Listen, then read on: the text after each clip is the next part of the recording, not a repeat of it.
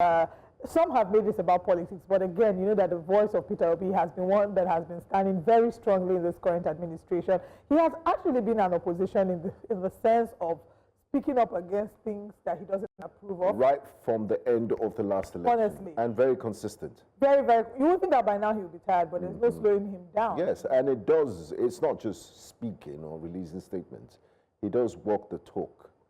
Because he visits a number of these places that, for example, if there are disasters and things like that, he's been very active. And I don't think we've had an opposition leader that has been this active and dynamic in this since the return of democracy since 1999. Quite impressive. I think he has been very vocal. His work rate. Yeah, vocal. But vocal is different from showing walk-ins. Okay. Yeah. So yes, physically visiting places. Yes, so we will visit physically much more than Atiku has, but Atiku must speak up. He will criticize as well. Yes. So they've had really strong opposition. This current administration has really had strong opposition that's holding them in the jugular. But we put up Peter Obi's tweet. The reports had it that President Tinubu is set to travel yet again. And he has traveled. Has traveled because there's a special reception for him, I think, on the 30th of June and on the 1st of July. And Peter Obi is not having it. He's really, really criticizing him. I believe we have the tweet so we can put it up and then read the details to let you know exactly what Peter Obi has said. So Mr. Peter Obi said, "No, Mr. President, this is not the time for holiday in India. Nigerians, I'm struggling with my senses to understand what is happening to governance in this country. What I have seen and witnessed in the last 2 years has left me in shock about poor governance delivery and apparent channeling of energy into politics and satisfaction of the elites, while the masses in our midst are languishing in want. In the past 2 years, Nigeria has lost more people to all sorts of criminality than a country that is officially at war.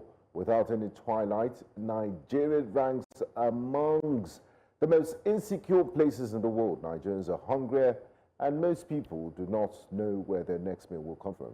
With such a gory picture of one's country, you can imagine my bewilderment when I saw a news release from the presidency announcing that President Tinubu is departing Nigeria today for a visit to St. Lucia in the Caribbean. The presidency release,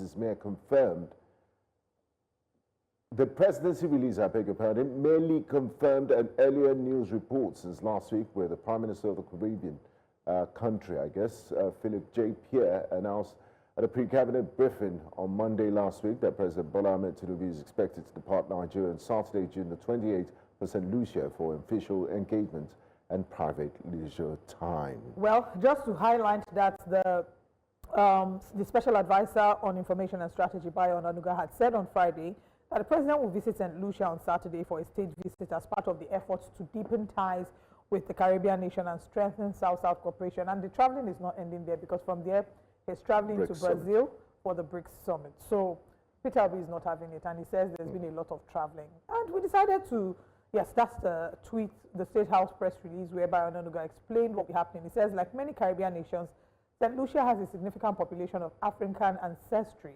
In the mid-19th century, a wave of immigrants from present-day Nigeria arrived in St. Lucia, bringing cultural and religious practices that persist today. And they are excited that, President Tinubu has chosen to visit the island.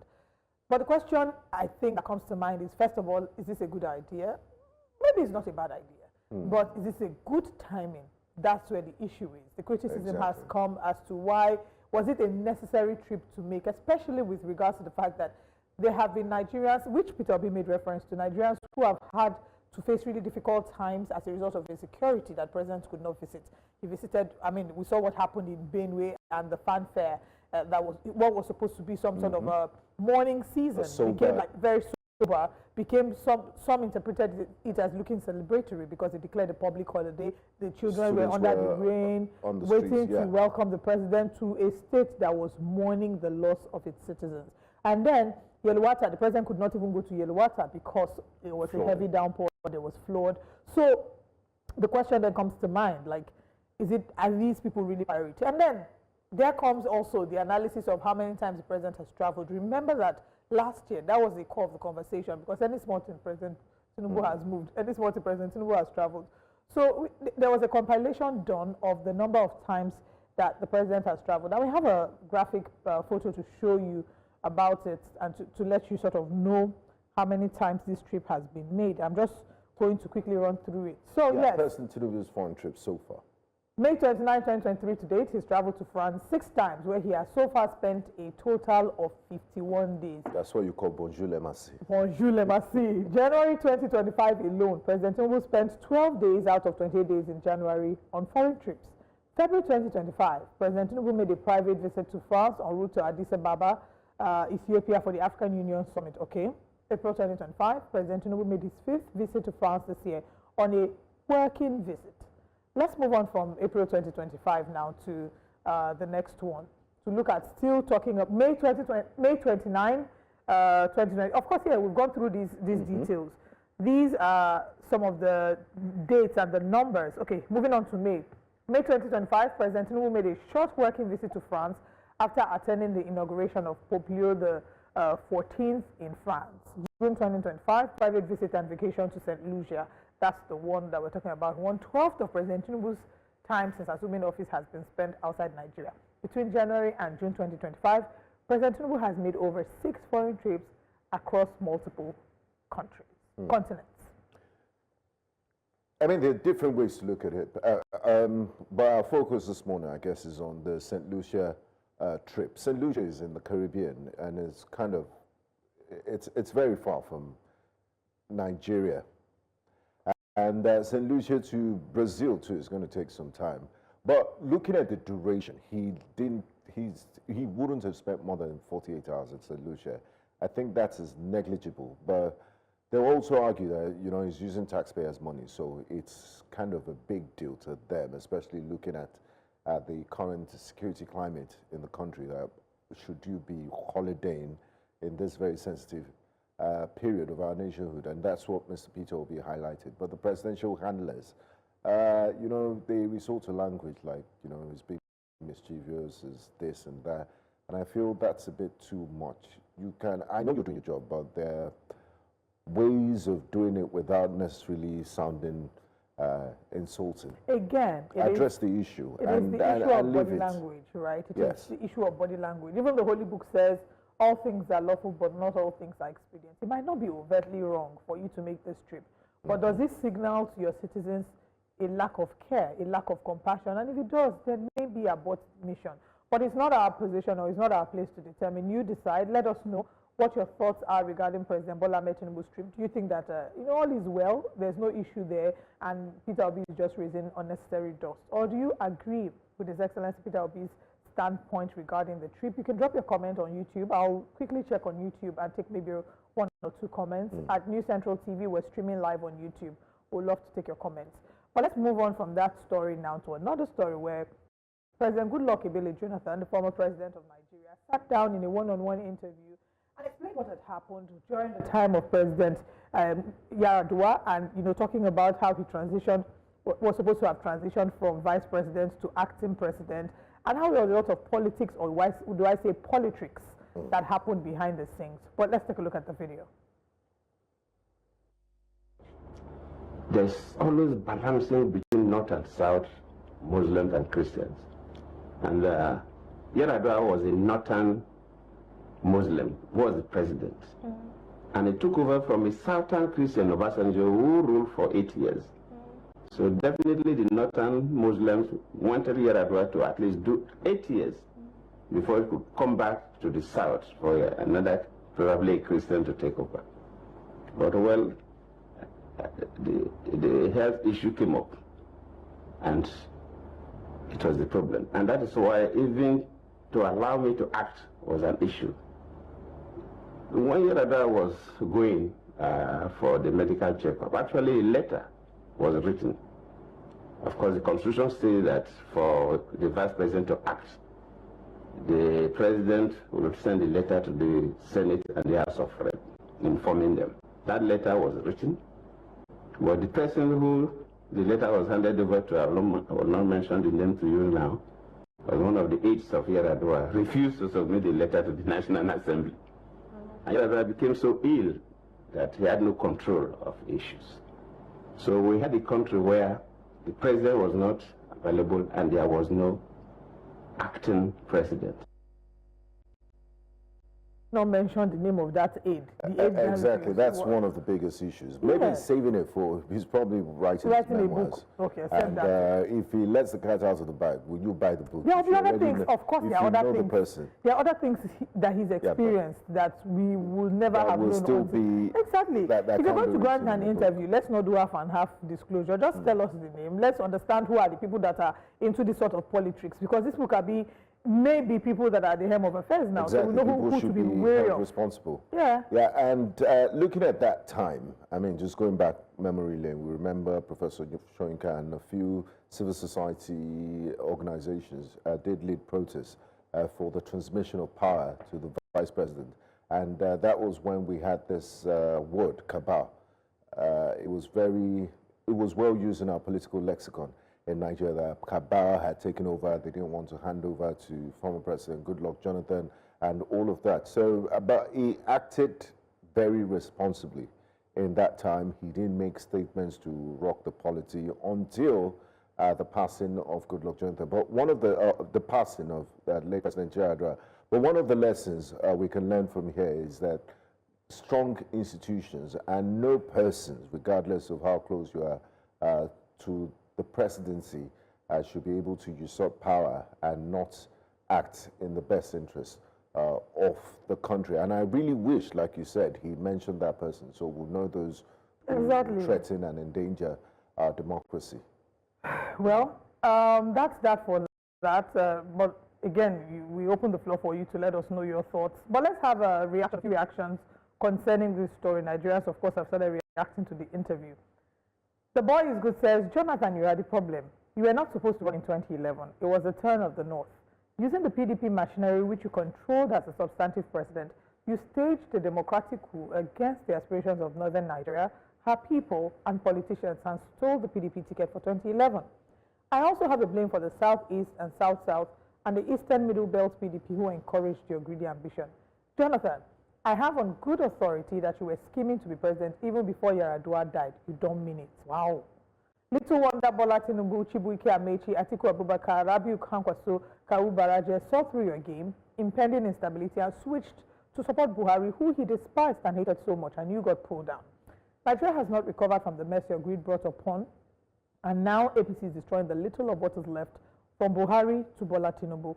Bola Tinubu is a terrible leader, but you made it possible for APC to have a shot at power and sow the seed that has destroyed the PDP, once the biggest and most formidable political party in the whole of Africa. Wow. Okay, I never saw that coming. Yar'Adua was an angel. Urobo Water says Yar'Adua was an angel. GJ is showing his weakness at his age and time. What will happen if you mention the name of the aide? Avon will not fall. Okay. Ridwan Babatunde says, many of you don't understand how politics really works. There are certain things politicians can't say publicly. They're called state secrets. These are sensitive matters that, if exposed, could destabilize the whole country. This happens everywhere, not just here. That's why you don't mix emotions with politics. It's a game of strategy, not sentiment. Official, the Nigerian Citizen says, after even leaving presidency, Jonathan is still a coward. He cannot mention the name of an aide, a domestic servant, spits. Yeah, and that's all. Someone responded to him. They said this is not, I believe I want to say cowardice. Cowardice. It's wanting to remain in peace. Anyway, every side of the divide would always have their perspective as to what has happened and their interpretation of it. Some will still blame even the late Yar'Adua, who is supposed to be resting in peace. Some will still blame him. Some will blame Jonathan. Again, people are entitled. Everybody's entitled to their opinion. But let's move away from politics to talk about some, would I call it diplomatic it's still what I'm kind of like politics. Is it politics? Well, a young... Politics of the people who voted that president. But the one we're about to talk about. Yes. Which of people who voted President Jonathan, President Trump. Yeah. Yes. Okay, I see what you mean. So, now why am I I'm trying to remember her name, and I even know her.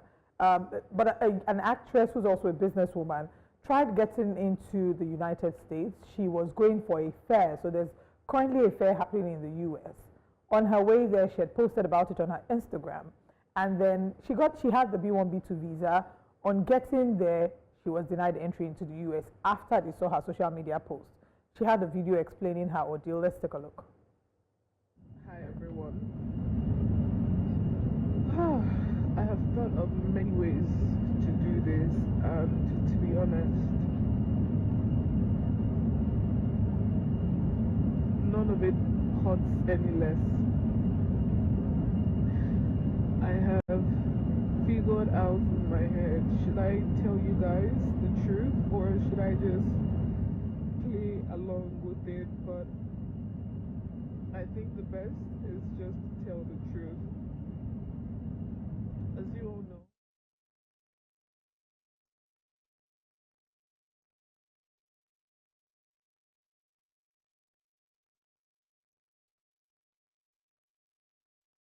Okay. Well, unfortunately, we can't take the full video, but I think the summary of what she was trying to say was just what I had explained earlier, how she was not allowed to display. Her name is Chinelo Ejianwu. She's a Nollywood actor, and she's a businesswoman, an entrepreneur who sells hairs.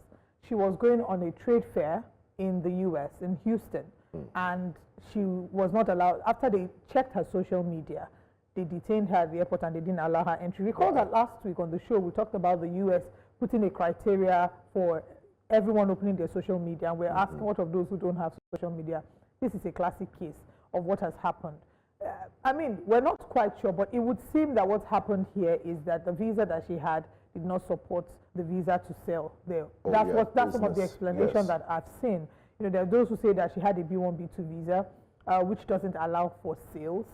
I mean, there's a conflict as to what exactly might have happened there, but some of the explanation we've seen in this regard. And the fact that the evidence of that on her page just meant that they could easily see it, and she's a public figure, so it can't be. I mean, it's really, really sad. It's very sad. You have to feel for her, traveling all the way, the money she spent on tickets, accommodation, and all of that just to get rejected at the point of entry. That must be really, really painful. So I think there are lessons here to be learned. You need to be more circumspect and come clean and declare everything, your intentions. What are you going there for? Is it holidays? If you're going for business, get the proper visa that covers you, because these things can be easily verifiable. But the truth is, we're not quite sure. So maybe there needs to be clarity. Yeah, I'm just speaking in general. Yes, there needs to be clarity. And even with the US Embassy, with them saying that you need to open your social media, there needs to be clarity as to what is allowed, what isn't allowed, so people know the lines. If not, there might be an ability to influence certain decisions and say, we're not going to allow you enter just for certain reasons. We saw something and you don't even know what it is that they saw. If somebody is being punished for a wrongdoing that they're not sure of, how can they ensure that it doesn't happen again? From what I'm seeing here, they say the B1, B2 visa allows trade show participation, but not direct sales. That there are suggestions that she plans to, of course, she plans to sell hair products, but that the distinction between exhibiting and selling is unclear, and her post might have been misinterpreted. There are critics that argue that social media checks can be subjective, potentially leading to unfair denials. So that's another issue where it comes from. Tomorrow you can be applying to go to the US, you have your visa, and then they say to you that, oh, we're having you as a guest attending a show, so maybe there's an event that I'm not even going to work for, I'm not being paid for, but I'm supporting them, and they just say, oh, Oliver Modi is going to be there. And you get there, and you post the flyers, they see that, they will think you're going to work, and then they will detain you. So really, it will be great if there's some form of clarity as to what exactly, you know, is expected, so people know not to cross these lines. And I mean, I really don't know what to say. You know, if I ever have to go to the United States, judging by what I've seen so far, I would just turn my entire page to posting of meme, Scooby-Doo, and different things. It will be a page of memes. For those who don't get the joke, I was about to say, for those who don't get the joke, it's memes he's talking about. Well, our heart really goes out to her, and I hope that she's able to get up from this, because regardless of how you see it, it's also something that is really heartbreaking, that will break down her, is enough to break down the spirit of any entrepreneur. You know, because your dream is to go there and put your brand on an international scale. And I'm hoping that this can also be like a teaching avenue for all of us to learn. Again, it would be great for the US to give us clarity as to what the lines are that should not be blurred, so people know how to ensure that this does not happen again. I don't think anybody, well, there are people, but most people, most enlightened people don't want to wake up and intentionally flout the law, right? Most enlightened people don't want to do that. All right, our final story this morning is something I saw in Delta State. The Delta State Police Command has taken it upon themselves to educate citizens as to what the do's and don'ts of the law are, the violence against all persons law in Delta State. And there's a very interesting law. I'm going to read the law for you. They put out a flyer, actually, to make it easy to understand. I don't know if we have the photo there. It says, Section 16 of the Delta State Violence Against All Persons Law, 2015. And this, of course, has to do with how people dress. They put it in pidgin to make it easy for people to understand. They say, as you don't like wear clothes where they cover your body well, and you prefer the waka go work, school, or anywhere with clothes where they show everywhere for your body, make you hear them. Delta State government not a smile for that kind dressing. VAAP law don't ready to punish anybody when not dress well. Punishment na community service or 50,000 naira fine. I looked at this and it's a message from the Delta State Public Public Relations Department. I had to double check this page to be sure that it's not a scam page. But it was actually the Delta State Police Command that posted this thing. And I was wondering for a minute that, wow, are we in Iran or are we in Pakistan? You know, I was a bit confused as to where we were when I saw that. And also, putting the photo of a lady there, even though it's a cartoon, it's an animation, is also, it makes it look like it's targeted against a particular gender. Obviously targeted against women. How about men that move around with topless, men that urinate in public, men that sag? You're almost seeing all their behind. Will this law apply to them? So I don't know how I feel about this. There are different issues. There are too many issues to this law because, first of all, there are different dressings for different outings. I may not wear certain things, but if a woman wants to wear a crop top and a short skirt and she's going to the club, that's the kind of outfit they wear at the club. Also, what is the definition of inappropriate dressing? Sorry, let me get the exact words that they used. They said clothes where they show everywhere for your body. What is the definition of clothes where they show everywhere for your body? Everywhere implies naked. So if you have clothes that are showing everywhere, then you're Do you know that naked. This thing has the potential to lead to abuse on the part of Nigerian police? You know how they are and how they blow things out of proportion. Next thing now, you'll be wearing an off-shoulder outfit. A policeman that's attending a scriptural union fellowship will then decide that, you know, this is an inappropriate dressing because it's something that doesn't sit with him, and then we decide to enforce punishment on you. Instead of them to look at the areas that need, the issues that need to be handled, they have challenges with kidnapping, you know, yes, security. The public police, the PRO will tell you that, oh, things are blown out of proportion, but there are other issues that need to be, is this really the priority of the Nigerian police, how they dress? And let's call it what it is, how women dress, because if we're being honest, that thing is not targeted against men. The priority of the police is how women dress, the police in Delta State. It's very, very unfortunate. But it would be nice to have Mr. Bright join us to explain the logic and the moral behind it. They're not the ones who legislated on that. Yeah, but they're going to enforce, and they seem very happy. They've gone out to bring out to make this flyer so that people are aware. Because if you can go through that step, it means you're ready to enforce. So you know what that tells me? So they won't claim ignorance of the law. What that tells me is, you know, that there's so much work that we need to do. There's so many parties involved in this case. The State House of Assembly needs to go back and check what they're doing in that house. Laws like this, how did this kind of law pass legislation? How did this law become signed? Like, how did this kind of law become approved? So really, our issue is to be policing how people dress. That's our problem in a country that is dealing with high levels of insecurity, poverty. Exactly. All the problems we have is how women dress. That's our problem. We don't have. I think they should also give us the guidelines for men. If you know the type of singlet that this guy wears, very dark man, it's very offensive to some people because it barely covers his body. Will that sort of dressing, if you wear singlets like that as a man, does it come under this law?